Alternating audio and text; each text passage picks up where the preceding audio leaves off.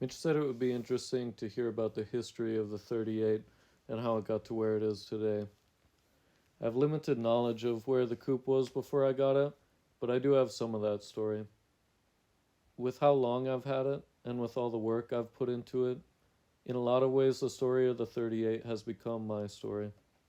It's taught me a lot, both in helping me hone my skills, but also teaching me some life lessons. For this story to make the most sense, it would probably be best to start before I got the Coupe. For a long time, I was the only mechanic on the island that would take on general repair jobs for hire. So I spent a long time fixing vehicles. Anything from replacing rusty brake lines to changing starters to unlocking car doors. Whatever needed to be done, I was the person hired by my community to do that job. It's difficult to bring cars to the mainland, especially if they've stopped working, and so I was called a lot of the time so that a broken car didn't have to be hauled to the mainland to be repaired. I always had a passion for old cars when I was growing up, so I kind of fell into the role of mechanic just by trying to keep the cars that I was interested in on the road. But the jobs that I ended up doing for hire didn't really involve the types of cars that I wanted to be working on, so I decided to try and get skills in a different area. By chance, I heard about a small private school in Rapid City, South Dakota called Hot Rod Institute, and I found out they could teach me how to weld and shape sheet metal. So I jumped at the chance to be able to attend classes there. Each class was about 3 months long. I took the chassis fabrication class and also the body fabrication class. I left there with the knowledge and skills to be able to weld both MIG and TIG, and also take a flat piece of sheet metal and shape it into anything that I wanted. It was a great foundation to build off of as I gained experience moving forward. When I got back home, I had dreams of changing my business to be a welding and metalwork business, but pretty quickly I fell back into general repair jobs because it was difficult for me to tell people that I wasn't available to do that. So I decided to try and build my welding skills while also doing mechanic work in my community. About a year went by, and I had completed a number of welding jobs for clients and some projects for myself, but the majority of my paid work was still general repair. One particular repair job I took on would change my life. It started simply enough: a broken electric fuel pump, something that I had undertaken multiple times before. I removed the tank and was testing the new fuel pump and made a stupid mistake that ignited the vapors in the tank. Thankfully, I only received minor burns in the accident, but it was the reminder I needed that I was often risking my life doing jobs that I didn't want to do.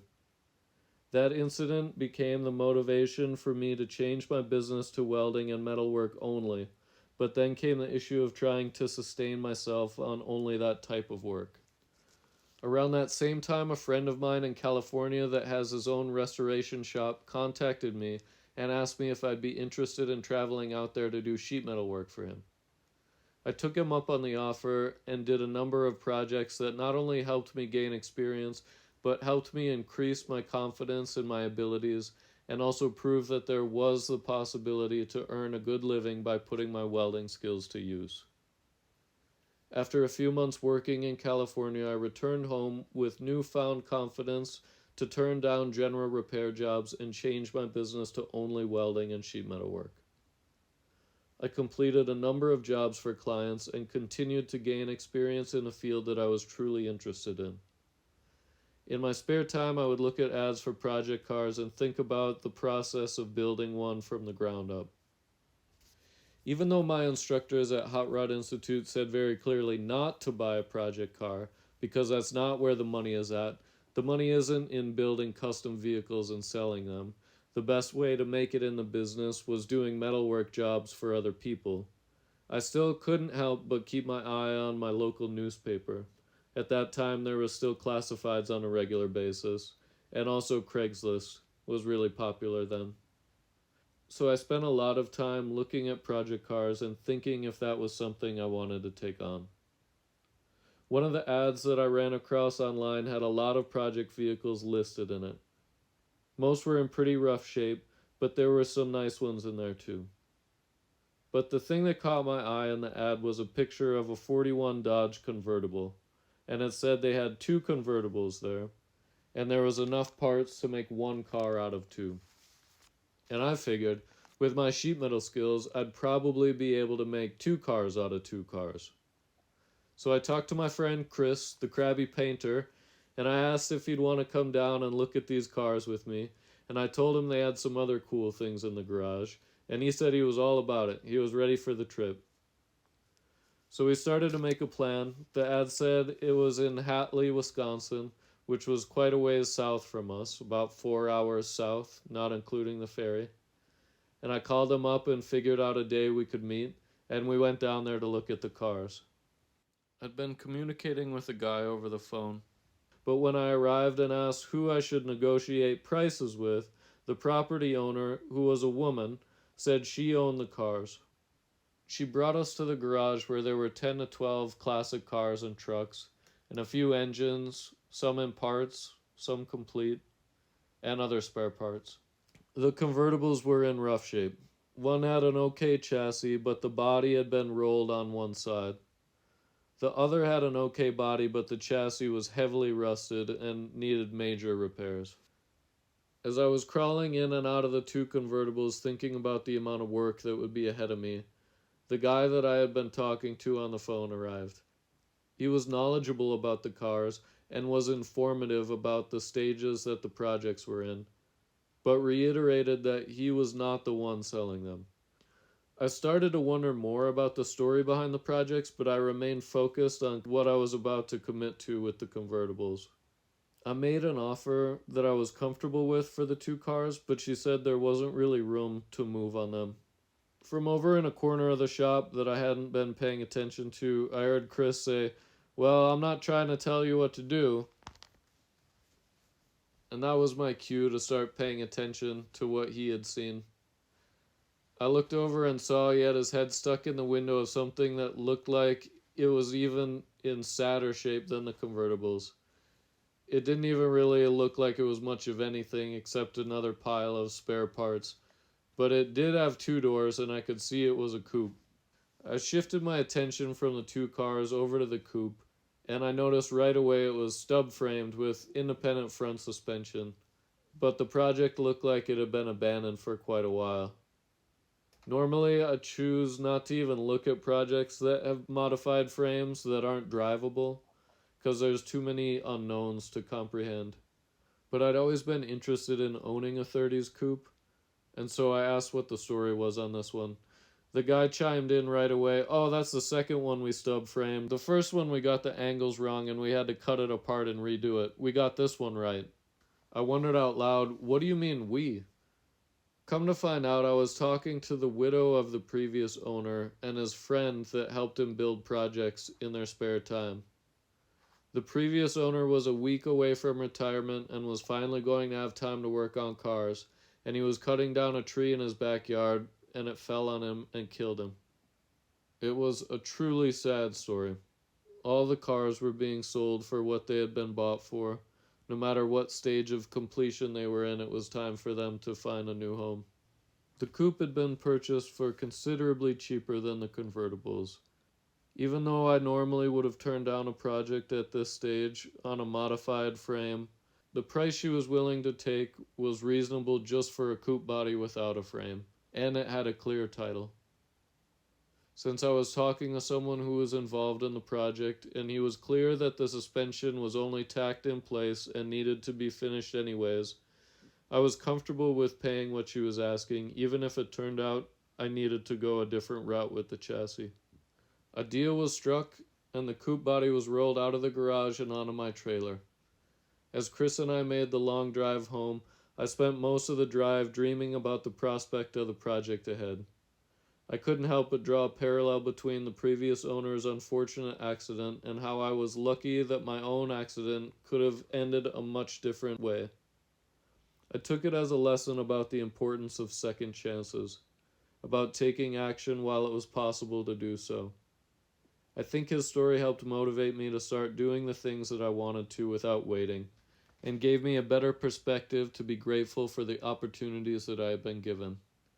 With that mindset, I began to purposely and consciously choose to build the 38 into the custom that I wanted it to become. After 2 years of hard work on the Coupe, in between client jobs and everyday life, I finally had the Coupe roadworthy enough to where I felt confident it would make a trip off island.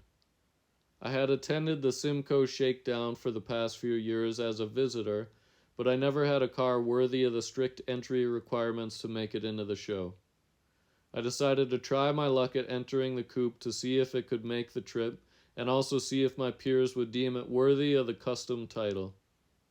It made the 5-hour journey south, with part of the trip being after dark, and passed the inspection at the gate, and gained entry to the grounds. Even in the uncompleted state it was in at the time, it was met with compliments and appreciation for all the work that had been put into it. I was truly amazed at the level of encouragement I received. The Shakedown has a heavy focus on camping and vintage camper trailers, but having no running water at home at the time, we opted for a motel in a nearby small town. After every day of the 3-day event, we would leave the showgrounds and drive to the motel. On the night before the final day, I remembered that it had been a while since I put gas in the tank, and as we were leaving the grounds, I asked someone at a picnic table if they knew where the nearest gas station was. As we drove up the hill to the gas station, the engine sputtered and died about 10 car lengths from the pumps. A small group of onlookers noticed what happened and, without even being asked, came over to help push the 38 up the hill to the gas station. I still think about that to this day and wonder if they know how much that meant to me. As we entered the grounds on the final day of the shakedown, I recognized the guy from the picnic table that gave me directions. He asked if we found it. I laughed and said yes, barely. He told me that he represented one of the car clubs that was volunteering at the show, and that they give their club pick to somebody that drives their car. And later in the day, when they hand out club picks, he wanted to give theirs to the 38. Words couldn't describe how honored I felt to have the efforts that I put into the Coupe recognized like that. The 38 has been to Simcoe 2 more times after that, but nothing will quite compare to the events of that weekend. After the show was closed down, we started to make the drive home. Still with no gas gauge and a lesson learned, I was stopping much more often to get gas. One of the stops had some unique features, and I remembered being there before. I looked at the map, and sure enough, Hatley was just down the road. Even though it had been over 2 years, I checked my phone, and I still had a phone number for Linda, 38 Dodge Coupe, Hatley. I called her, and by chance she picked up the phone. I asked if we could drive the Coupe over, and I was met with an enthusiastic yes. As we drove up the driveway, the 38 was met by her kids and grandkids. Once again that weekend, the Coupe was met with adoration and honor, and once again my sense of accomplishment reached even higher heights. As I've continued the path of shaping the 38 towards completion, it has helped teach me the importance of working towards a vision, of not waiting too long to start, and of the rewards of steadfast efforts. I feel honored to be its caretaker, and like to think that it appreciates its newfound admiration. The Coupe has been a large part of Mad Eye Metal's story, and I hope it continues to be so.